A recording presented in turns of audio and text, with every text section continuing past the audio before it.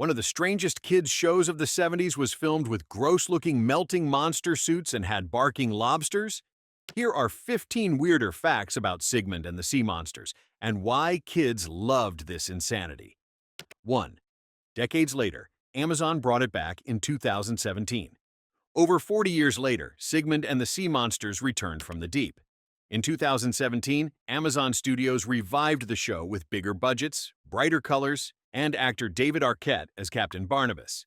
The reboot kept the friendly monster core but gave Sigmund a sleeker look and new friends, including Maxine, a third kid who joined the gang. It streamed worldwide, pulling nostalgic parents and curious kids together again. Even with HD cameras and CGI, it stayed loyal to the original's wild heart. The laughter, the sea foam, the barking lobster. Therefore, after all those years, the story circled back to where it began, a monster too kind for his own family, finding a home by the sea. 2. This was the first Croft show to actually survive for a second season. Sid and Marty Krofft made dozens of shows, but Sigmund and the Sea Monsters became their first to earn a second run. Most of their earlier hits like The Bugaloos or Lidsville lasted one season before networks pulled the plug. Sigmund aired 29 episodes total, 17 in Season 1 and 12 in Season 2, a rare achievement in the early 70s Saturday lineup. It meant they'd finally built a steady fan base. The renewal came despite fires, recasting, and tighter budgets. Therefore, this little sea monster comedy quietly set a record in children's TV. It proved the Crofts' mix of weirdness, music, and heart could hold an audience, even when the suits melted and the sets caught fire. 3. Paul Revere was dragged into a sea monster cave. Time travel happened with no explanation how. Season 2, Episode 2. Paul Revere rides again. Suddenly, the American Patriot shows up in the Ooze's cave, running from redcoats underwater. No time machine, no reason. He's just there. Writers apparently loved historical mashups, so they threw Revere into 1970s California to hang with Sigmund and the boys. He delivers his famous, "The British are coming" line, then vanishes by the end. No explanation, no lesson, just laughter. Viewers accepted it without question, proving the show had built trust for total chaos. Therefore, it turned absurdity into an art form. A real-life hero on a kid's monster show? It shouldn't have worked, but that's what made it unforgettable. 4. The lead sea monster actor was only 3 feet 9 inches tall, and the boys hid him in a kiddie clubhouse. The star of Sigmund and the Sea Monsters wasn't some towering creature from the deep. It was actor Barty, who stood just 3 feet 9 inches tall. Inside layers of foam, rubber, and seaweed, Barty brought Sigmund to life with wild energy and a childlike charm that no one else could match. Producers loved the contrast. Tiny monster who was too sweet to scare anyone. The whole story revolved around 2 kids hiding this little sea creature in their secret beach clubhouse, treating him like a mischievous best friend instead of a menace. Because of Barty's size, the set had to be adjusted. Doors shortened, props scaled down, and camera angles tilted to make Sigmund seem larger than life. The result? A perfectly weird illusion. A small man inside a big monster suit, creating one of Saturday morning TV's most memorable, oddly lovable characters. 5. Their pet lobster, Prince, barked like a dog. That was the whole joke, and they ran with it. Every show has a running gag, but Sigmund and the Sea Monsters took it to another level. The Ooze family's pet lobster, Prince, didn't snap or pinch, he barked. Literally barked. Writers thought the sound effect was so funny they made it part of the world's logic. Prince fetched shells, followed commands, and got scolded like a puppy. Kids loved it. Adults stared in confusion.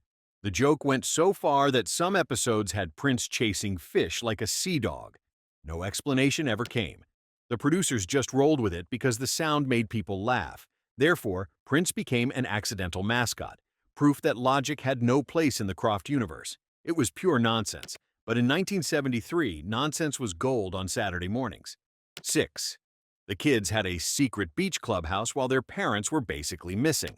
Johnny and Scott Stewart, the 2 brothers in the show, lived a dream every kid secretly wanted, a private beach clubhouse with 0 adults around. Their parents were mentioned but never seen, leaving the boys and their housekeeper Zelda to run wild along the coast. This gave the show a kind of quiet rebellion. While adults ruled TV and other series, Sigmund handed full control to the kids. They hid a sea monster, built traps, and made up beach songs without anyone telling them no. The clubhouse became the real heart of the series, part lab, part hangout, part monster hideout. Therefore, even with monsters and foam suits, it was still about childhood freedom. Two brothers protecting their secret friend by the sea, no grown-ups in sight, and for millions of kids in the 70s, that was the fantasy they tuned in for. 7. Big Daddy Ooze had a man's voice, but the costume was worn by Sharon Baird. Behind that gruff monster growl was a surprise. Big Daddy Ooze, the tough head of the family, was actually played by a woman inside the suit. Performer Sharon Baird, a former Mouseketeer, sweated for hours inside the heavy foam costume, while actor Walker Edmiston dubbed the deep voice later in post-production. The mismatched combination made the character oddly perfect, masculine on the outside but with quick dancer-like movements from Baird. Costumes were thick and hot, so she used ballet-style shifts to keep balance on fake rocks. Meanwhile, Edmiston gave Big Daddy a parody of Archie Bunker's tone, full of shouting and sarcasm. That strange split became part of the show's charm. The strongest monster was actually powered by two completely different performers. Therefore, Big Daddy Ooze became a walking illusion, half sitcom dad, half hidden stunt queen. 8. The songs came from pop guys Danny Jansen and Bobby Hart. They basically turned the beach into a monster rock concert every week. Before Saturday morning cartoons were filled with jingles, Sigmund and the Sea Monsters had real pop musicians writing its songs.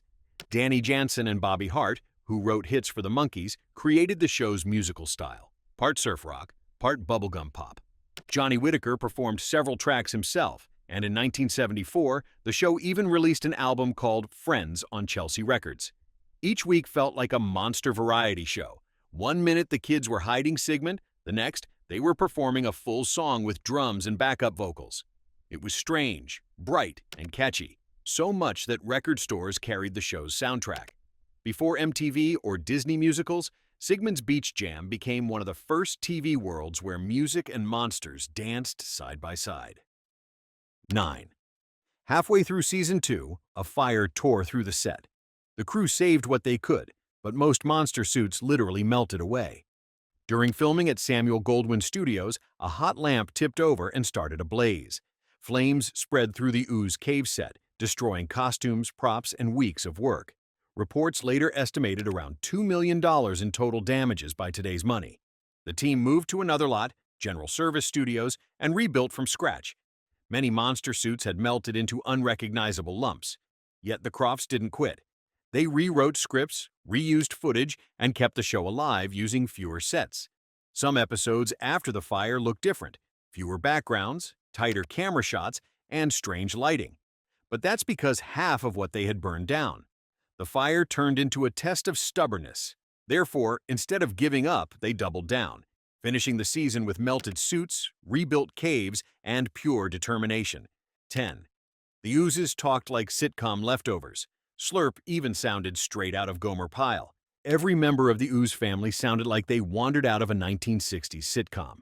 Big Daddy Ooze yelled like Archie Bunker, Sweet Mama fussed like Edith, and Slurp, voiced by Walker Edmiston, talked with a thick southern twang straight from Gomer Pyle. It gave the monsters a strange charm. Under all that foam and green paint, their arguments felt human. The writers used the Oozes to poke fun at grown-up behavior. They fought about dinner, chores, and reputation just like real families. These voices carried the whole show when the suits looked too stiff to move much. Fans later said, the actors made the monsters sound alive, even if they couldn't blink. Therefore, while the visuals stayed wobbly, the sound made the series come alive in ways no one expected. 11. They changed the theme song because Johnny Whitaker walked out. The new one sounded like someone turned Sunshine into minor chords. Season 1 started with a bright pop theme sung by Johnny Whitaker himself, upbeat, catchy, and sunny. But midway through the run, Whitaker's teenage voice deepened, and he couldn't hit those notes anymore. By the time Season 2 rolled in, the producers had swapped the entire theme for a slower, sadder one. The melody dropped into minor chords, and even the visuals looked gloomier. Around the same time, a real studio fire had hit the set and damaged half the props. The cheerful beach vibe got replaced with a slightly eerie tone. Same characters, same chaos, but something felt heavier. Even young viewers sensed the change.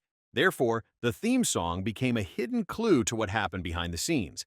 growing pains, burnt sets, and a team still pushing forward through the smoke.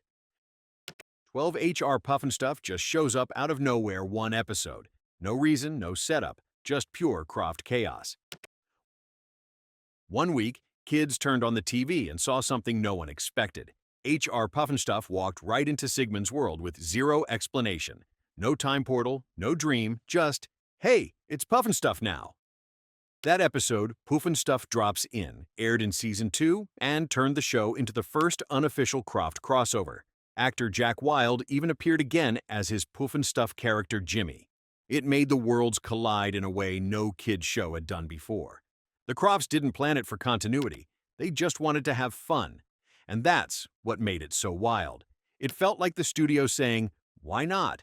Suddenly, monsters, genies, and a talking dragon all shared one universe. Therefore, Sigmund's world officially became a playground for chaos, and fans still call it the first Croft multiverse. 13. Then came Sheldon the Sea Genie, Rip Taylor in a glittering robe, yelling at monsters like it was Vegas underwater. By Season 2, things got even stranger. The producers added a new character, Sheldon the Sea Genie, played by comedian Rip Taylor. He wasn't quiet or wise. He shouted every line like a carnival barker.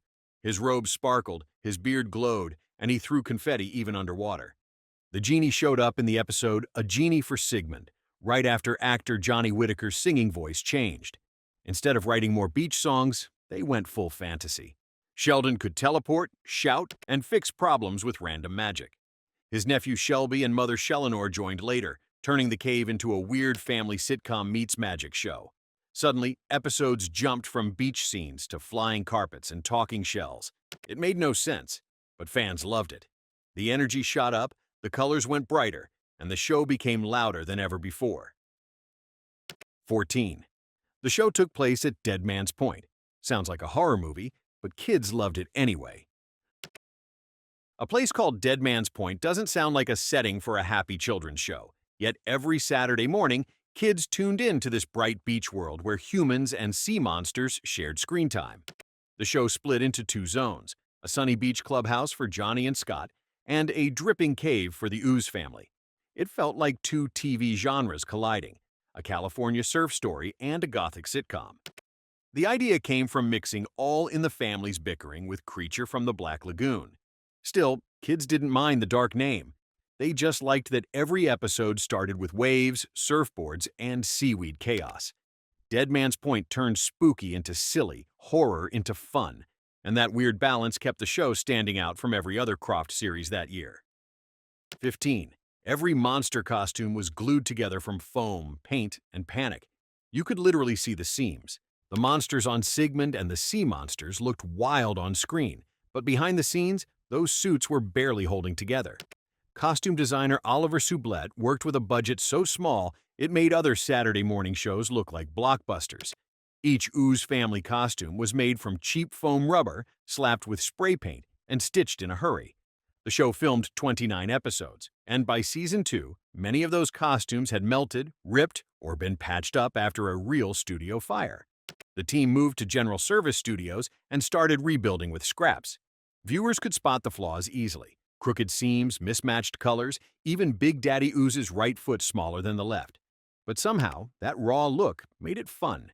It looked homemade, alive, chaotic. And maybe that's why the show survived when others didn't. It owned its flaws with a smile. Until next time, stay nostalgic.